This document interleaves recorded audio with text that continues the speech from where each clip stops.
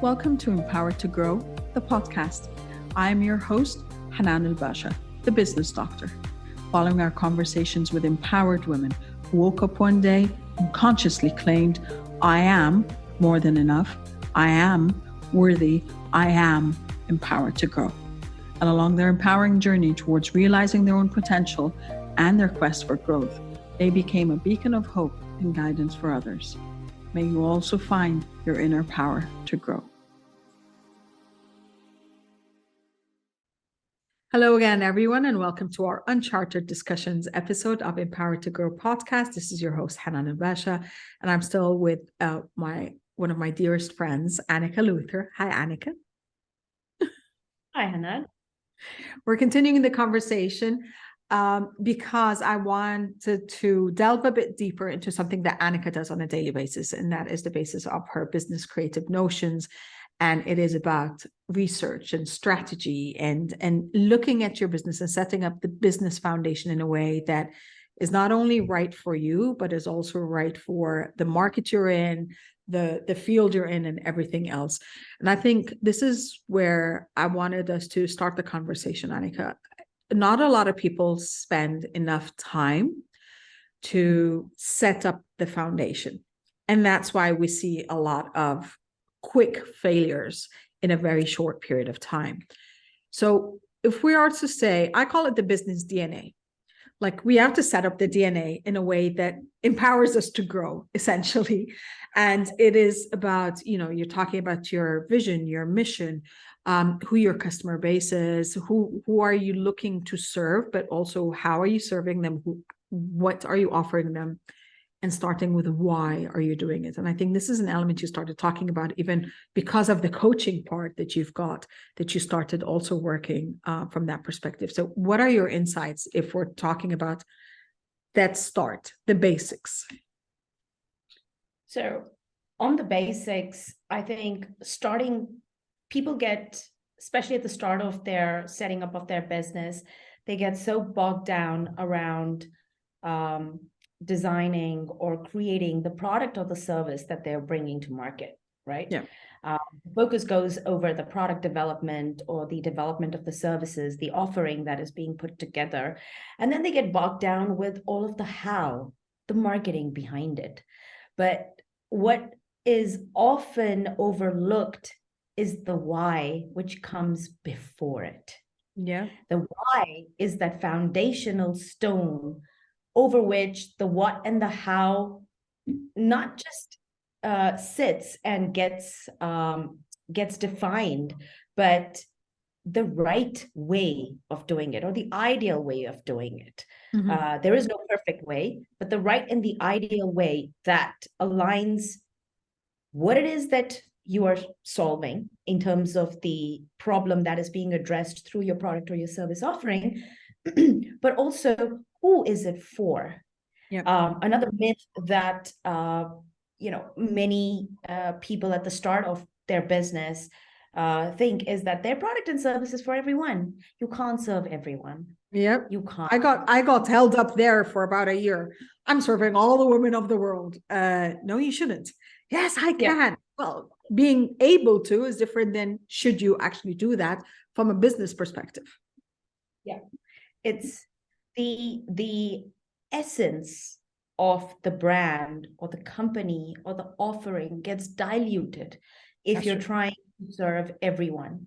So you need to be crystal clear on who it is that you're serving and who it is that you're not serving. Yeah.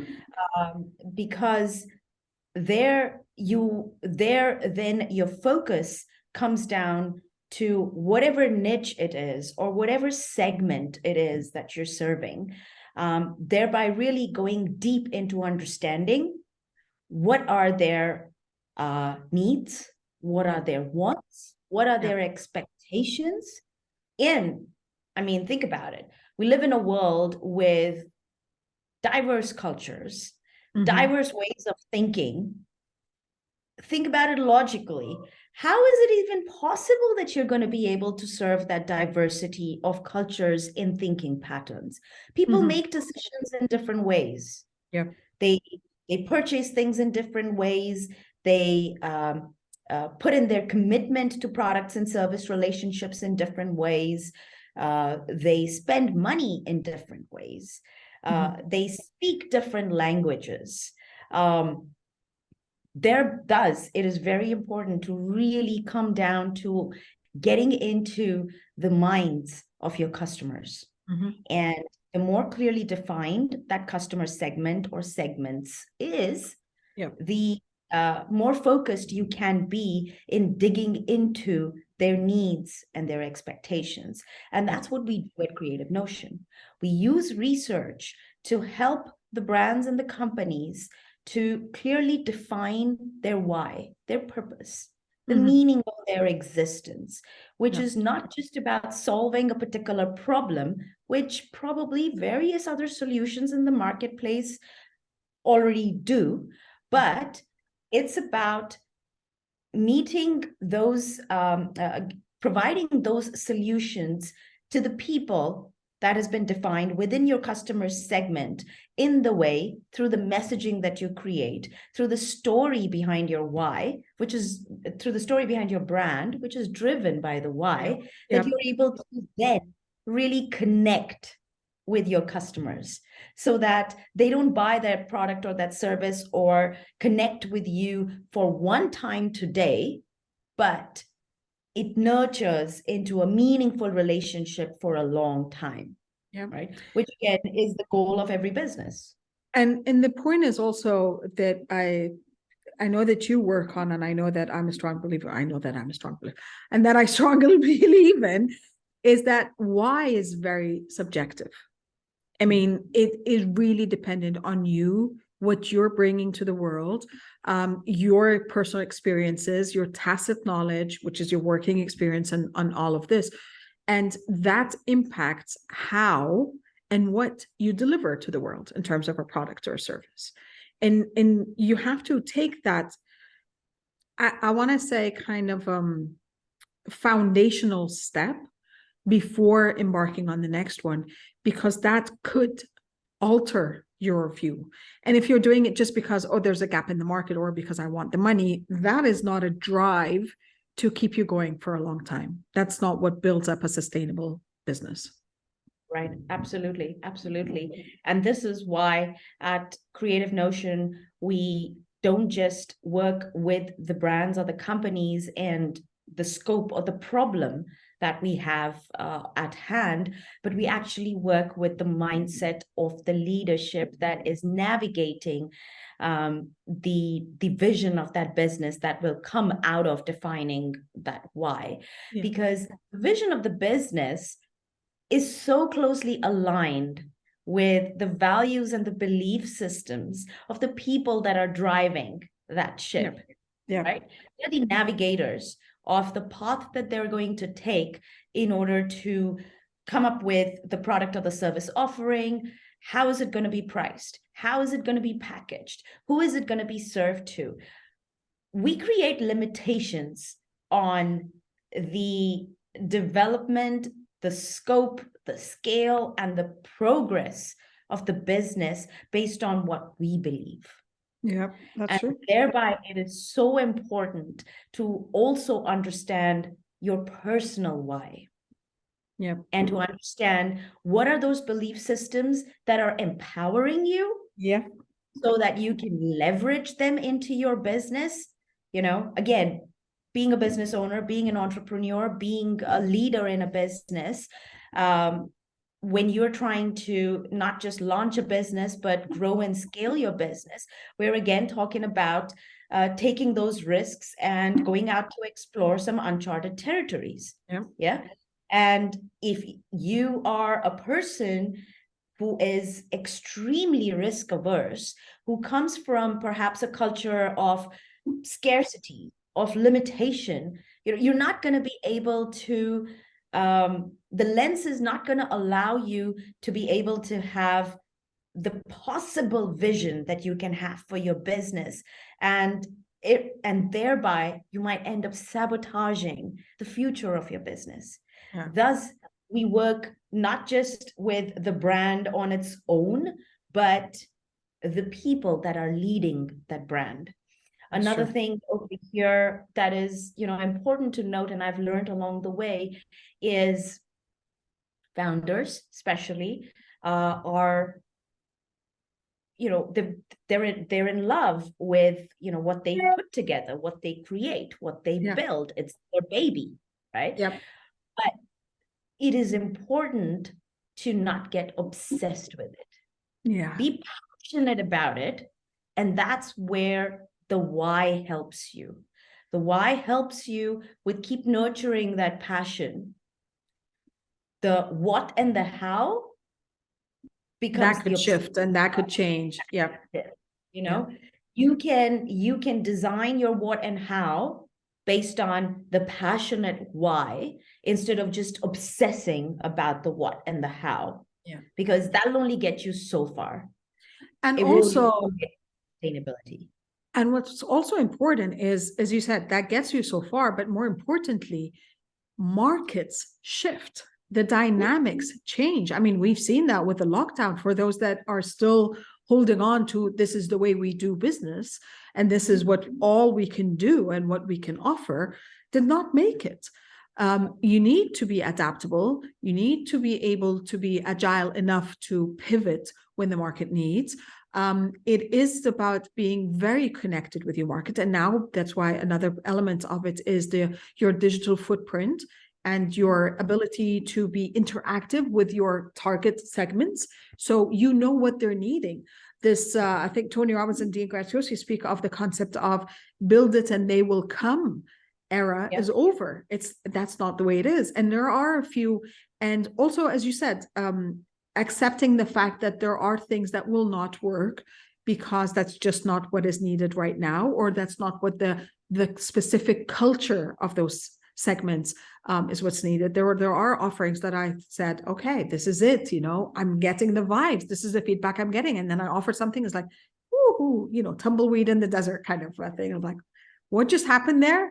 Like, okay, maybe it's not the right wording, or the offering is right, but again, it's maybe the research was not the correct one. Maybe it's the segmentation that was not right.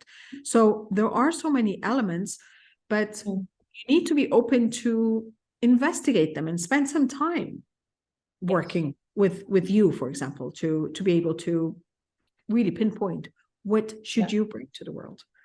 Yeah, they say, with any project timeline of launching a business or putting together your go-to-market strategy and then coming into existence, there isn't enough, I think, talk out there with regards to the importance of research being such a critical part of it.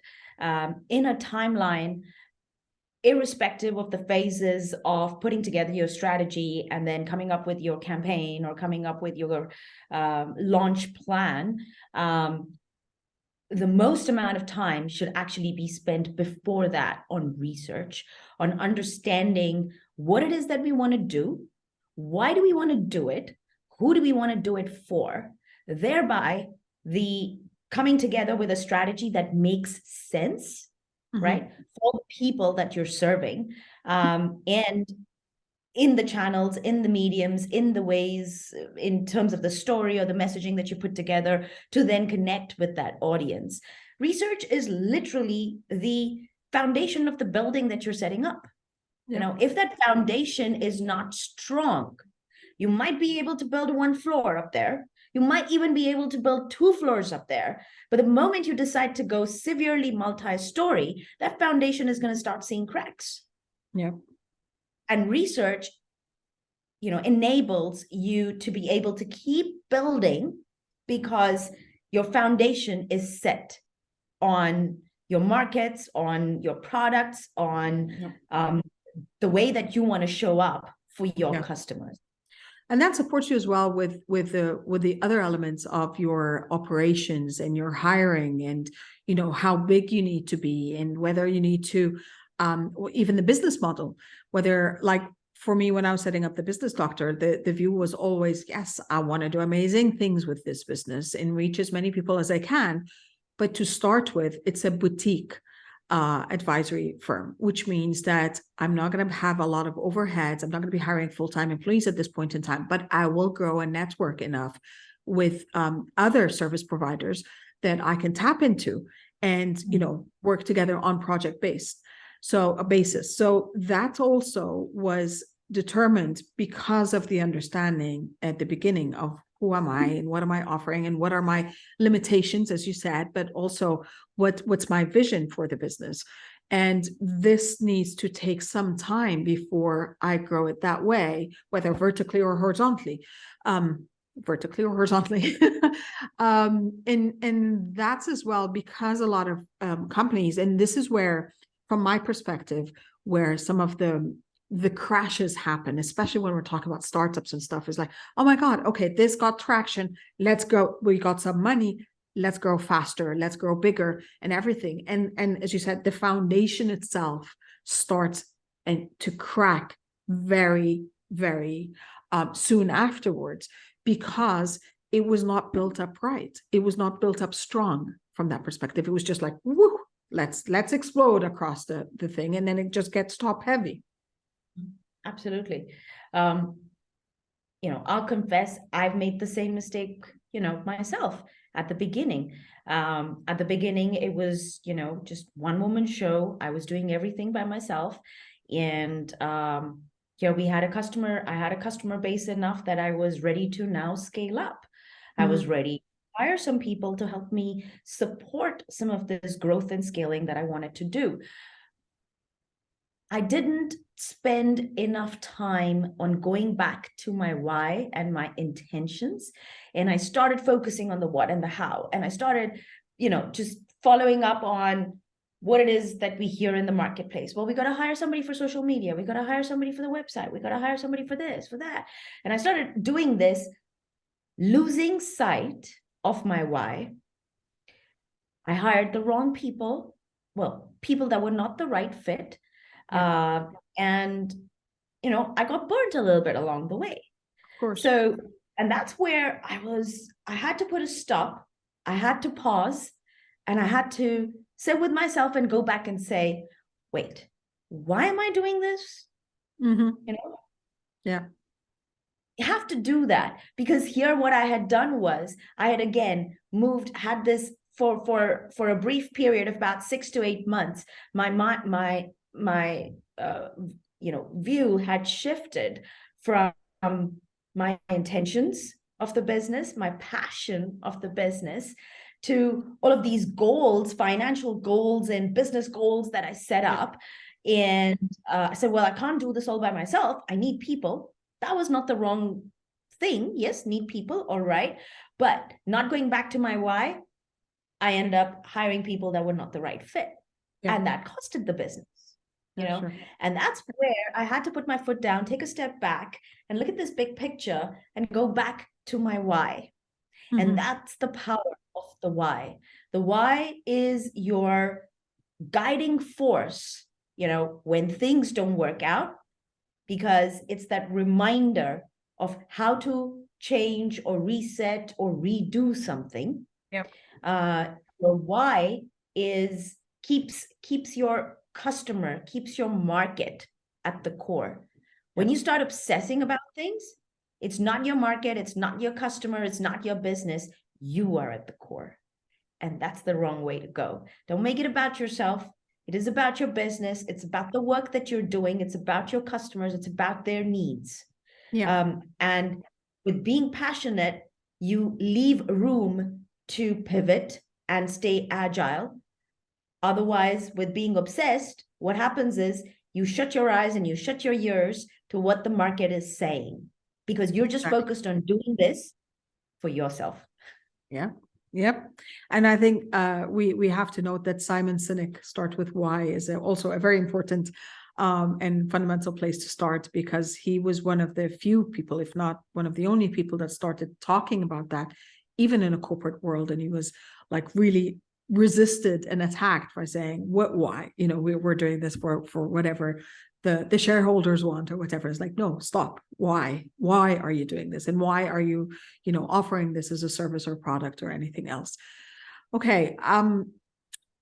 My last point I would like to make with you is let's look at that why. And again, you being a coach, let's look at the why on a personal level. And from your perspective, how is it that people could stop? And I think we touched on it a bit in our first conversation, but why should we stop to assess why we're doing things in life, and how can we connect the dots from that perspective? So I think it's really important to know why. Here, I'll start with a quote that I actually absolutely love. It's by Mark Twain. He said, there are two important days in one's life.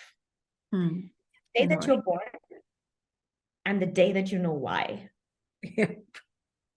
Okay. Yeah.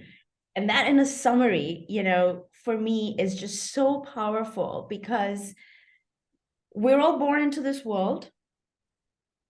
And most of us, for the first, 18, 20, sometimes 25 years of our life, make decisions about our life under the guidance of the elders in our life, of the teachers, the professors, the school systems, or the homes, family, the culture, culture, all of it, right?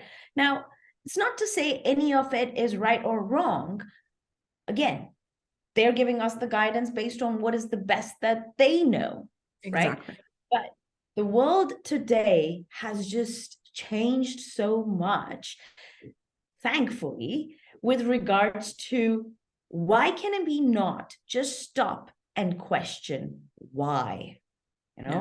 How many times have we heard stories about, well, I took this career because everybody in my family is a doctor, or I took this career because when I had to choose my career, this was like one of the most popular streams to go into, and it was going to promise me safety and security for life. All of those reasons are good. Yeah. But are they fulfilling? Yeah, exactly. Okay. We all want safety and security. Sure. What about that's happiness? A basic needs, the basic needs, hierarchy. Yeah, great. But who says safety and security has to come at the cost of your happiness, at the cost of the peace and calm in your home, at the cost of the harmony that you feel in your life with what you do, who you do it with, who you share it with, and what do you use it for?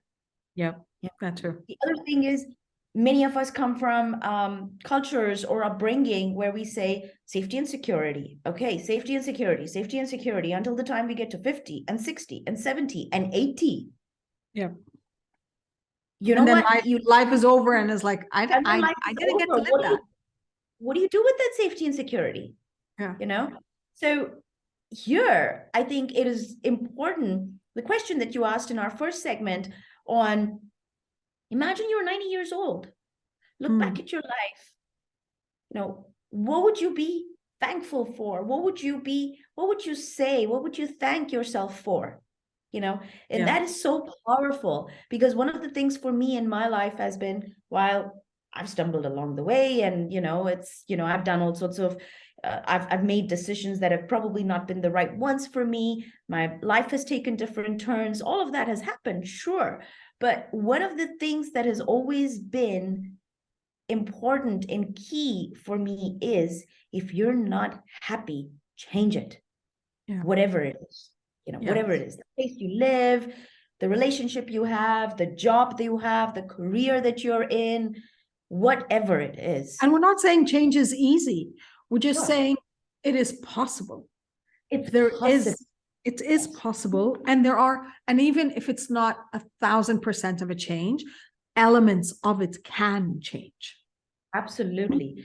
And for me, again, when you're trying to change something, you're trying to replace a part of you that is not serving you with what is fulfilling and satisfying, with something different. Now, trying to make a change, whether it is switching from one brand to another, moving home, moving country, changing a job, changing a relationship, any kind of Changing change. the habits, so you're working towards a Absolutely. better, healthier version of you. Exactly. Any bit of change that you make comes with a degree of difficulty and with its own degree of complexity. But knowing that in order to implement that change, what portion of your entire life does it encapsulate? You know, you might have to work on your change for a year, 2 years, 3 years, 5 years. What is 5 years out of 30, 40, 50 years left out of your life? Yeah. I'd say negligible, you know? So for me, when you look at the picture of, yes, when you're in the moment today, it just seems like a gigantic task. Okay, I need to change my nutrition habits. I need to change my the way that I exercise. I need to change my diet plans. I have different health goals, whatever it may be. It may seem humongous today, but believe you me, the results in terms of the happiness and the satisfaction, the fulfillment that it will bring in your life for the years to come. Even if you've got 10 years left to live, I'd say do it. Make those 10 years better than the 20 years that you have been unhappy with that aspect of your life that you want to change. And also, it's, as you said, it's not just about the intent and it is about the impact, but it's also understanding that it is not necessarily an overnight change. Overnight success takes years, and it's okay.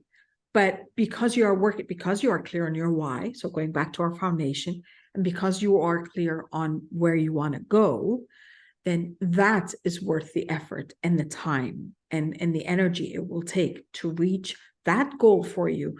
And it might not necessarily be the same spot. It could be somewhere else, but it's fulfilling you in a different way. Correct. And this is where the why is really powerful, because getting up and doing that one thing that you're trying to change in your life. Let's take something simple, just a habit that you're trying to wake up at 6 o'clock every morning. Yeah. To find 1 hour to exercise or have some sort of a personal routine time for yourself. All right. It's going to be difficult. You'll be able to do it for 2 days. You'll be severely motivated in the beginning. You might last for a week, and then you'll be like, oh, this is hard. Maybe I'll get up at 6:30. Maybe I'll do it just 15 minutes. You'll find all sorts of ways to negotiate with yourself on trying to avoid making that change, resisting it, okay? Because you will have resistance. You're going against the grind of something that you've always done. Now you're going against it. There is going to be resistance. Your why is going to be that frustration overcomer, that motivation booster to still push you to get out of bed when you get out of bed in the morning, when you can't find the strength and the motivation to get up. That why is what helps you. And we know with habits, do it for 28 days. You'll see the improvements. From a little step a day, it will become a habit. And from those consistency and habits, it'll just become a lifestyle. It'll become who you are. And it'll get severely easy. That's true. I love that. And I know that we can write a few chapters on that. I want to respect your time, and I'm super thankful that we have these conversations, and I know that we have them on a one-on-one level, and this is where we're expanding our horizons as well, and we're sharing what we're learning, and seeing how we can apply it to each other's lives and support one another from that perspective. What would be one closing, I don't want to say advice, but nugget of wisdom you want to leave people with? So here, I think, because we've been talking about empowerment, we've been talking about why, we've been talking about change and transformation. Yeah. Transformation requires making Yes. certain changes in your life. And as we've talked about, change is not easy. And it's very frustrating in the beginning, very frustrating, I'm not gonna lie. Embrace the fact that pain, uncertainty, and consistent work are going to be your three friends in bringing about change. Embrace it, and the resistance will slowly dissipate. Yeah. When you know that it's going to be painful, when you know that there's going to be some uncertainties in the changes, that you're aspiring for yourself, and you know that the only way of doing it is consistently working on it, because unfortunately there is no magic wand that exists that we can just whisk away and it happens. We've got to do the work ourselves. Nobody can do it for you either. So embrace these three aspects and make them your friends. Bringing about change in your life, in your world, in your habits, any aspect of your life will become a little bit easier. That's true. It will, because we know that habits take anywhere between 21 to 65 days to actually form, where your brain doesn't have to over-process. Do I really have to wake up now? No, you just wake up. It's like, making coffee in the morning. That's something you just picked up and you start doing easily. Thank you, my friend. It's always a pleasure. And I love this conversation, and I love the topics that we started exploring together, I think, as you said, 5 years ago. So it was amazing that, the growth aspect and the transformation journey for both of us is definitely something that we are both proud of. I know that. And we're proud of each other for the consistent efforts through the pain and through the uncertainties to be able to still find new ways to grow and still see the potential to serve the world and to know why we were born, and to work on it. So thank you again. And it's been an absolute pleasure. This has been a lot of fun. Thank you so much for having me here. I really am honored to, finally be at this point where, we can now share insights from our journey, and with the intention of, supporting others who are going through, similar challenges, and letting them know that they have the choice and they have the support through people like us and through, podcasts like yours, where, they can find the unconditional support as well as the resources to unstuck themselves and find that happiness in their life. Exactly. Well, thank you everyone for joining us. We're hoping that we've inspired you enough, and you inspire yourself beyond that to get unstuck and to change whatever's not working in your life, and to find the reason why you came into this world. As always, wishing you love, abundance, and joy. And I'm going to see you next time. Bye for now. Thank you for listening to the Empowered to Grow podcast. For further engagement with a tribe of empowered women, join my Facebook group, Empowered to Grow, or visit my website, www.hananulbasha.com. I'll catch you on the next episode. And until then, know that empowered you empowers others. Love, abundance, and prosperity to you all.